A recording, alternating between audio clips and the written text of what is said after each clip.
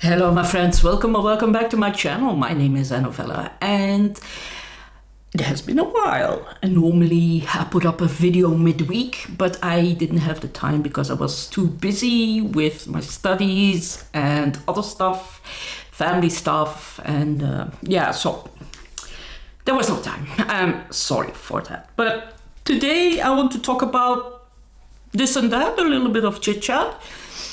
Not a coffee clutch, but something similar. So I have finished this week The Magic Mountain by Thomas Mann. I did a buddy read with Aaron Facer. I will put the link down below to his channel. And I love that book. Oh my God, I love that book.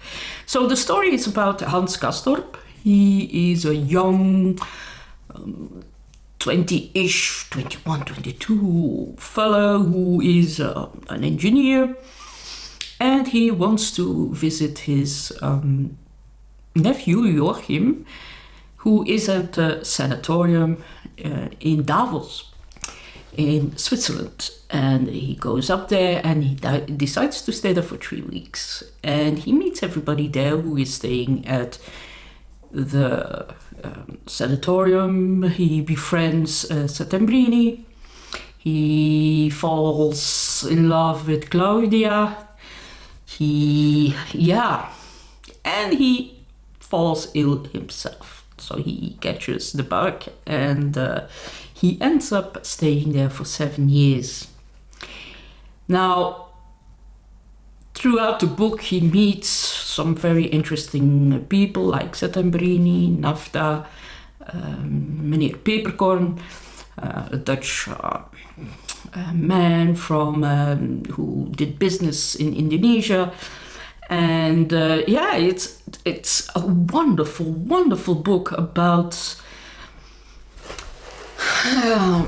difficult questions Thomas Mann asks, and the difference between humanism and religion, death, illness, being healthy, having a purpose or not a purpose, on time, a reflection on time. It is, it is so rich. I have been constantly writing down stuff and taking notes and underlining stuff, and it was a wonderful, wonderful journey for me, and I will definitely reread this book more than once. I'm 100% sure of it. I also like the tone that Thomas Mann uses. He is always very ironic in his writing, so that makes everything a little bit more lighter and sometimes even funny, although it's not a humorous book by any means. But a lot of people say that the Brothers Karamazov is the most or the best book ever written.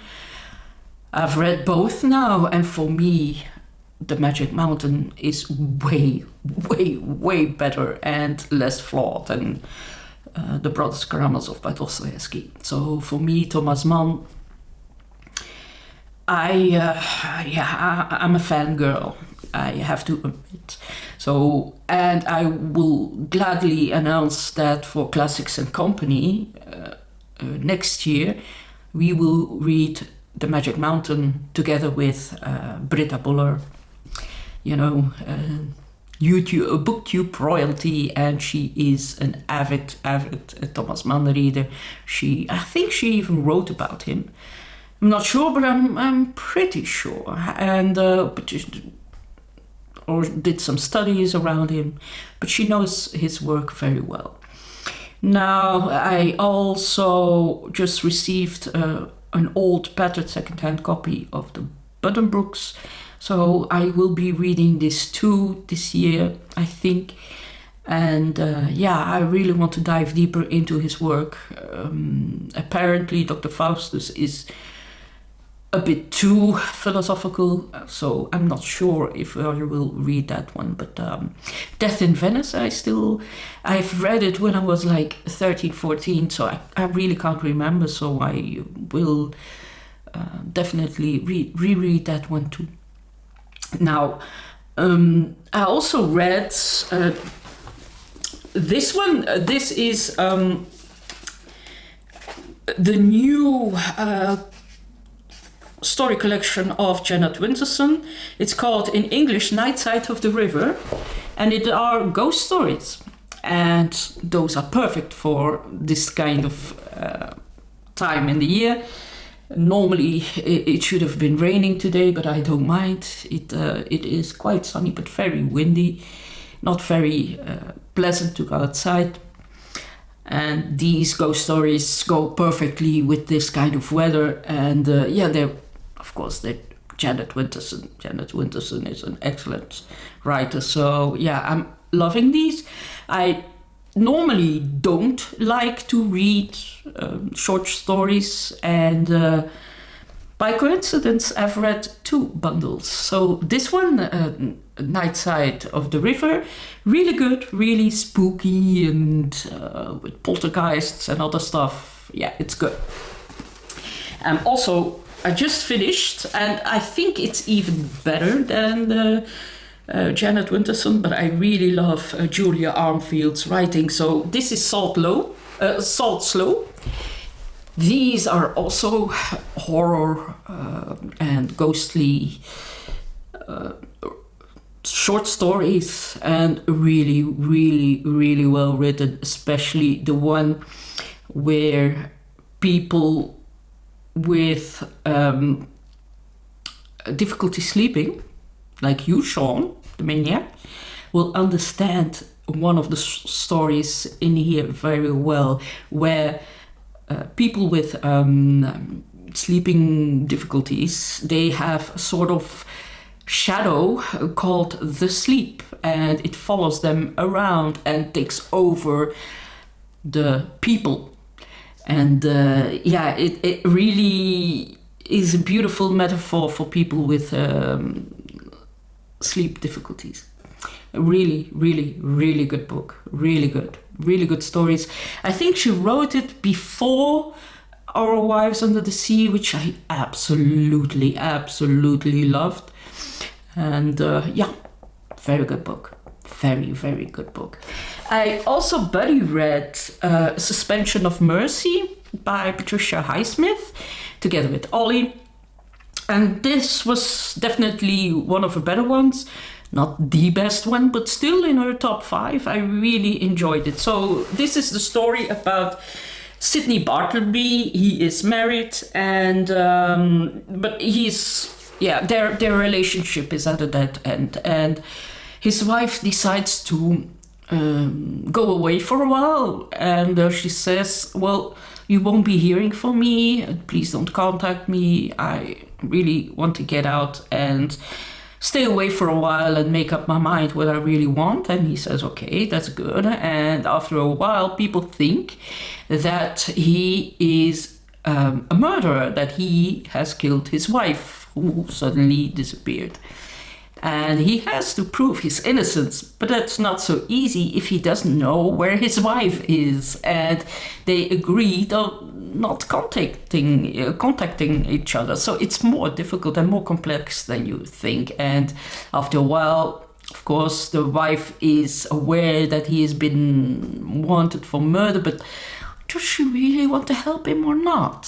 So yeah, it's a really good book. I thoroughly enjoyed it. It are typical Patricia Highsmith flawed characters, so they all have things you don't like about them, but there always is some sympathy for them, no matter they are in the right or the wrong. So it's typical Patricia Highsmith material, and I absolutely adored it. A Suspension of Mercy, I highly recommend it. It was a 4.5 stars read for me. This was a 5-star, and this is a 4-star. So yeah, and then I also have some books that I want to read that I haven't yet. I got this one, I bought it on Vinted, my app that I use to buy and sell my secondhand books.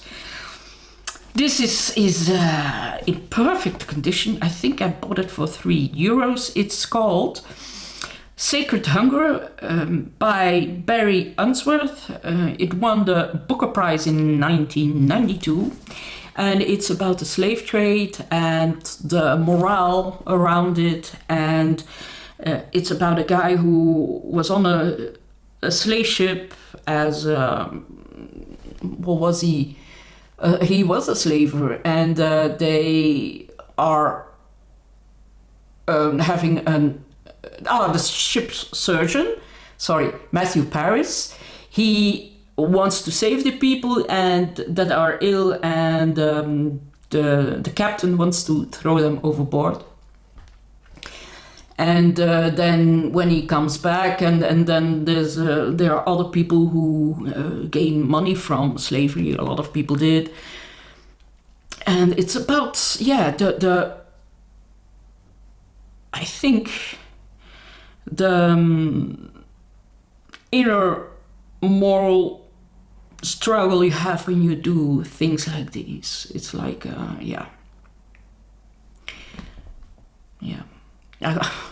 couldn't even imagine doing this, but people are weird when it comes to money, and would do the craziest things.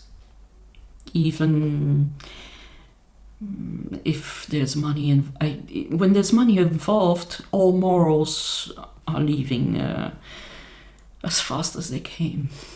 And I want to read this. I really want to. And I also want to read this one, Journey by Moonlight by Antal Szerb. Antal Szerb is apparently a writer that, if you like Magda Szabo, you really have to read this. Less known, but also very good. And so this is the blurb. Traveling to Italy on their honeymoon, Erzy and Mihaly are ready to take in all the beauties and pleasures of the country. But when they reach Venice, it is clear that Mihaly prefers to roam around the back alleys and the canals on his own, and as they continue their journey through the Bel Paese, there is a growing sense of unrest between them, until Mihaly misses the train to Rome they were due to take together. Wandering alone from city to city with his marriage rapidly falling apart, Mihaly must confront the ghosts of his past and try to find a sense of purpose. And this was written in 1937. Really curious to read this, and I've seen this one many times already on BookTube, mostly from the English part of the BookTube community. And this is Kayla by Colin Walsh. I have no idea what it's about, but I know it's Irish, or I think it is. In the seaside town of Kinlough, on Ireland's west coast, three old friends are thrown together for the first time in years. They, Helen, Joe and Mush, were part of an original group of 6 inseparable teenagers in the summer of 2003, with motherless, reckless Kayla Lannan as their group's white-hot center. Soon after that summer speak, Kayla disappeared without a trace. Must be interesting. I am really looking forward to reading this. So yeah, that's it. Tomorrow we have a big announcement to make, because Elizabeth from Bouquin Books and I we came up with a new reading event for December. So we will do our announcement tomorrow. So I'm looking forward to tell you about that. And we'll see each other tomorrow for the coffee clutch. Bye-bye.